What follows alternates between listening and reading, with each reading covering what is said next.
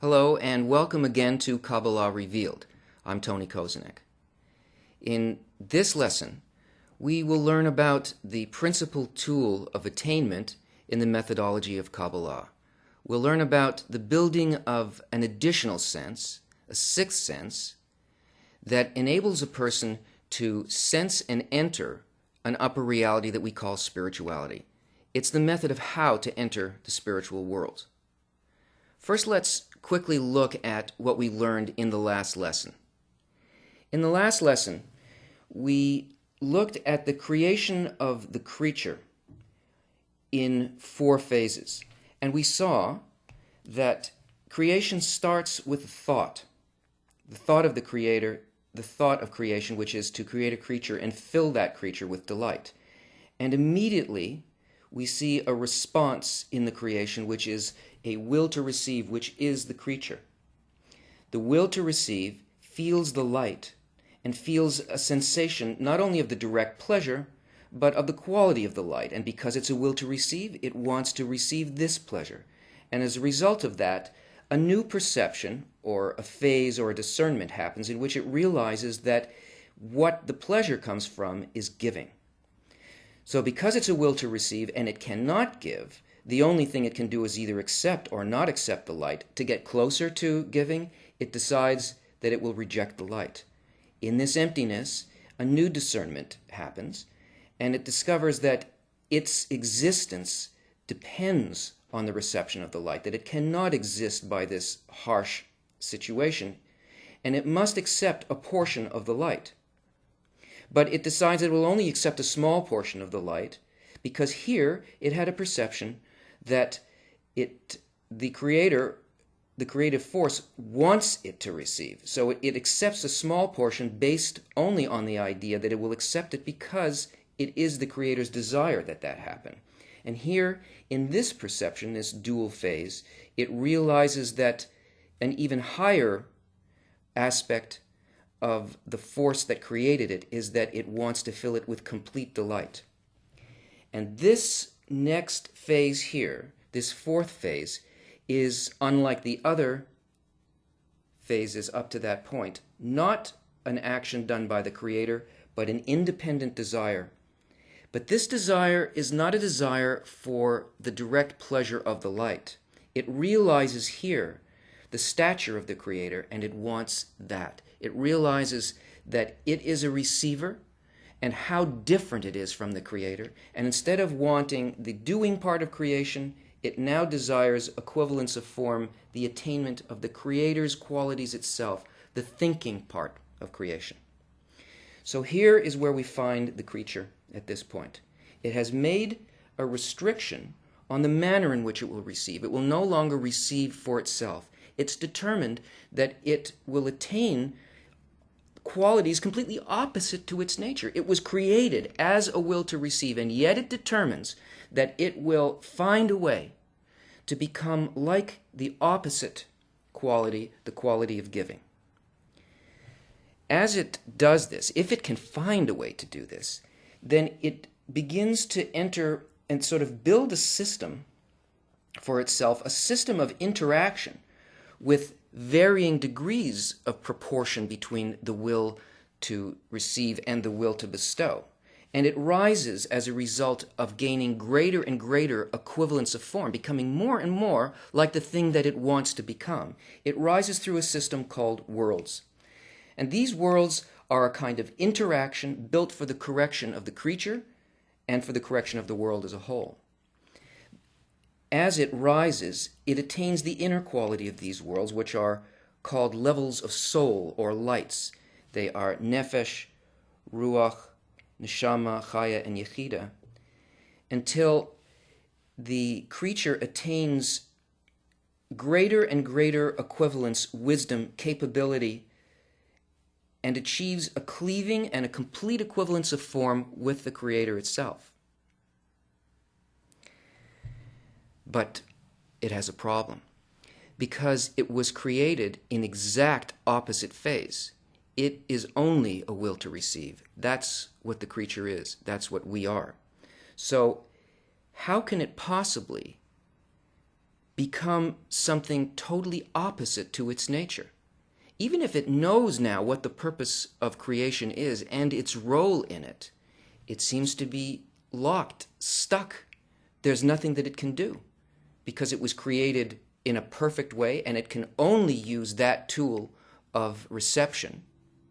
And yet it must use the expansion of its egoistic qualities in reception and find a way to turn that into giving. Previously, we learned also that our five senses are programmed in such a way that they prevent us from perceiving anything about the upper world and achieving the goal that the creature now has. And what we need to realize is that the programming that exists within the five senses, which we called egoism, is really an intention. It's a thought. It is a program that says, what is in this for me? So no matter what the input is from any of these five senses, it can only perceive things only in relation to the will to receive. And yet, the quality above it is altruism. It's giving. So giving also is not an action. It is an intention. In order to be able to feel this, which none of these senses can, we have to build a different program, a sense built on a similar program to what is outside of it. This sixth sense has to be a sense built out of an intention that is like this. And that's what the screen is. The screen is an additional sense that allows us to feel on the terms of the spiritual world. The word Kabbalah means reception.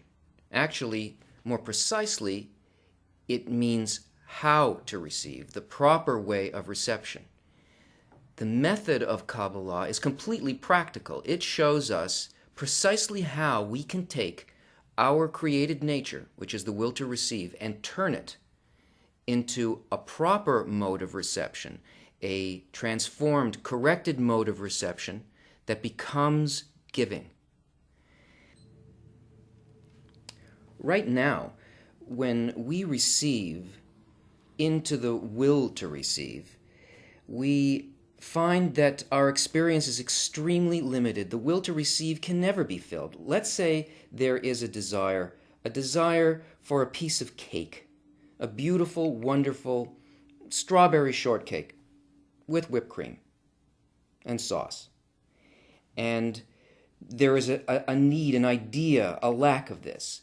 Now, as soon as we get this cake, and it touches this desire, the desire is put out. We can no longer feel it. It's impermanent.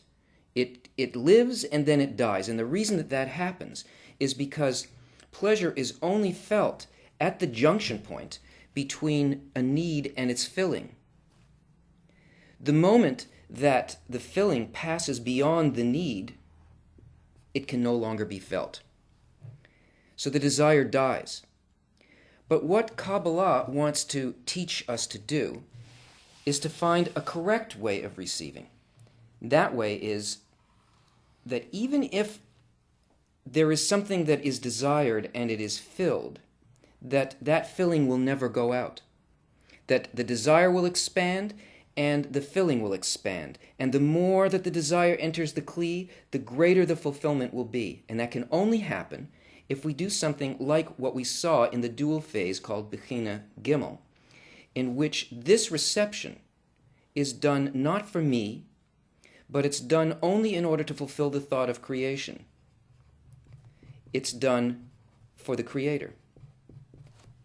So that this reception becomes a form of giving. How do we do this? How can we achieve this? Bala Salam gives us an analogy, a very beautiful and profound story about our situation and how to overcome it. Actually, it's profound because it shows us the real nature of where we are, something that we don't notice. There are two friends, and one friend decides to make a dinner for his dear friend, and he thinks about everything that his friend likes. He thinks about the food that he likes, the wine that he would like, the amount of the food, the way the food should look, the way the room should feel. He thinks all the time of his friend and creates a perfect meal for him. His friend arrives, comes in, and sees before him an absolute feast. And his first response is to want to eat everything right away because, of course, it's exactly what he wanted. And then another thought strikes him, which is his friend, the host, is the giver, and he's only there to take. And he has a feeling of shame because he realizes that the giver is before him. He doesn't just see a table filled with things and nobody there. He sees his friend and he realizes that his friend has done everything for him and he's just there to take. And overcome by shame, he refuses to take it. You know what it's like when somebody gives you some big gift or something that you hadn't expected. Suddenly you have this kind of response. You don't even know where it's coming from. No, I can't take this. This quality of shame, of the perception of being the receiver. He won't eat. And his friend, the host, says to him, you don't understand. I spent all of this time just thinking about you, what you would enjoy, how we would enjoy this together. And now, if you don't take what I've given you, this whole meal will be ruined for me. I will get no pleasure from seeing you enjoy this. And so the guest realizes that in this situation, he really has the control. He realizes that he's not just a receiver. If he can realize while he's eating this food that he's only doing it in order to fulfill his friend's desire, then he doesn't feel the shame. He can eat it. He can go ahead and he can taste it. He can enjoy it. And he must enjoy it. It's not just that he eats it. He has to enjoy it because his friend who did this for him, his enjoyment will only come from seeing the satisfaction of the guest. And so in this response, the understanding of the reciprocal nature of this receiving, the guest not only feels the delight of the food, he also understands the thought of the host. Because now he's thinking the same thing towards the host as the host was thinking towards him. I do this to fulfill completely my friend. He could not be more satisfied than that I eat this because this was his entire goal. So I will fill him completely by this eating. So this miracle, which is nature of being able to take the will to receive and turn it into the will to bestow, the thought to bestow. The action didn't change, but the inner action changed. The intention behind why the guest took the food and enjoyed it makes the reception giving. This is how that intention to receive the pleasure in order to bestow to the host can be turned into a sensor called the screen, and how it allows the person, the creature, to attain the levels of bestowal that are the spiritual world. Here is our will to receive, our vessel, our kli. Now, this kli is filled with desires. It's filled with hungers for the meal.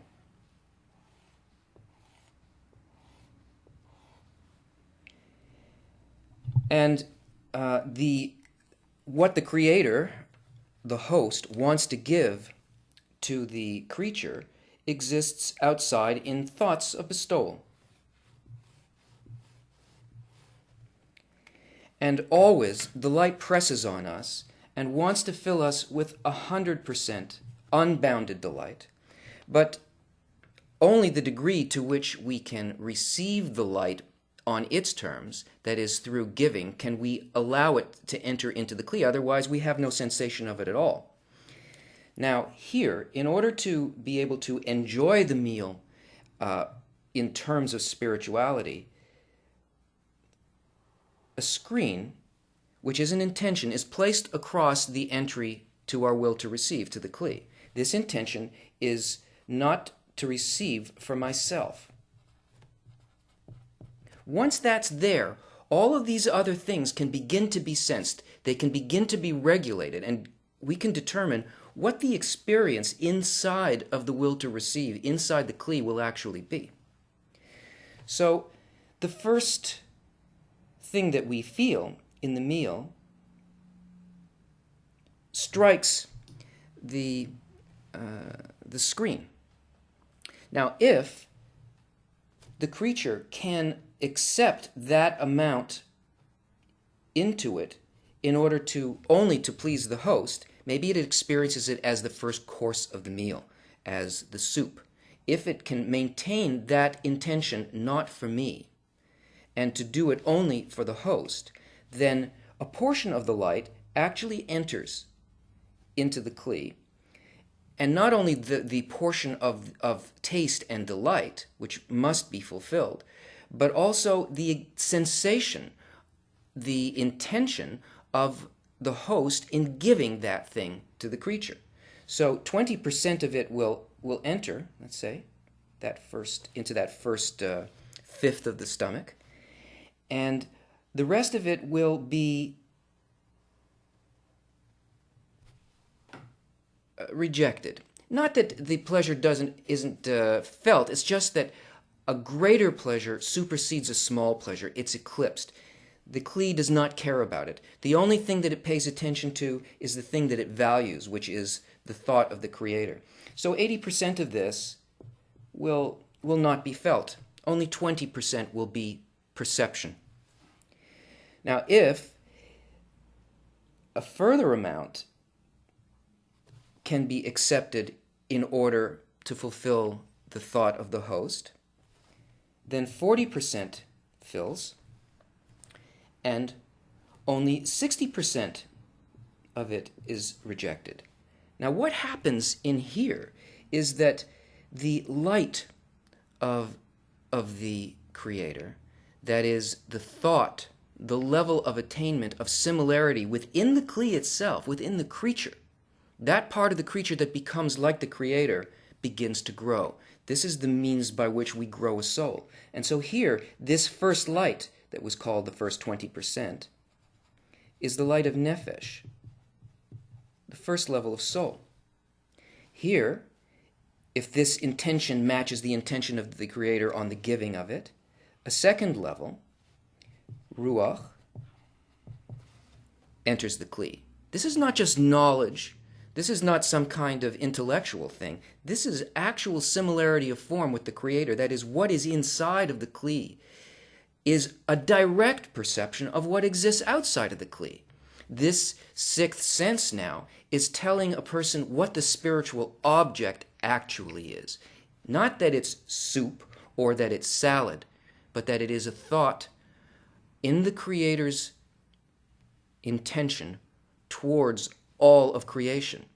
And when this continues to grow, where now 60% becomes filled, and only 40% is not felt, a new light enters. This light is called neshama. That is a deeper understanding of the Creator's thought, a greater similarity, and in terms of our hunger, we've passed the main course and accepted for pleasing the host, until finally we get to the dessert and the liqueur, and we get to the level of chaya and yichida. And here the creature has reached complete similarity of form with the Creator because it instituted its own thought of creation. It has an independent desire that does not depend on the external delights, but only on the thought of the creature to do something equal to the thought of the Creator. So by doing this, the creature rises from below upward across all the 125 steps that are all, by the way, made up of partsufim, or faces, which are exactly this process. So here, what a person forms is called a rosh, which means head, and here, guf, which is body. And by having a rosh, what that means is, through an independent desire, the creature can now determine what the reality inside of the vessel will be. The quality of their world, the quality of delight, and all this done for the good of life as a whole, not for me.